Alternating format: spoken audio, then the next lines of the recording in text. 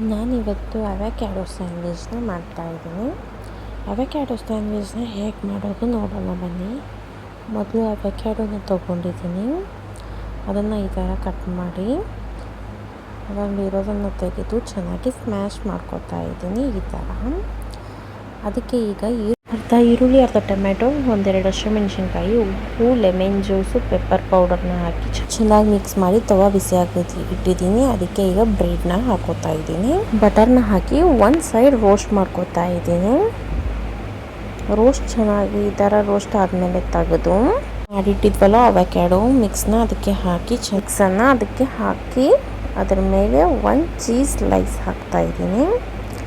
ಹಾಕಿ ಇನ್ನೊಂದು ಸೈಡ್ ಈಗ ರೋಸ್ಟ್ ಮಾಡ್ಕೊಳ್ಳೋಕ್ಕೆ ಬಟರ್ನ ಹಾಕಿ ಈಗ ರೋಸ್ಟ್ ಮಾಡೋಕ್ಕೆ ಇಟ್ಟಿದ್ದೀನಿ.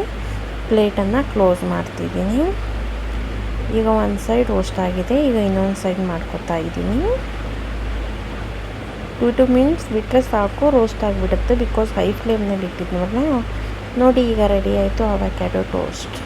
ನೀವು ಟ್ರೈ ಮಾಡಿ ನೋಡಿ.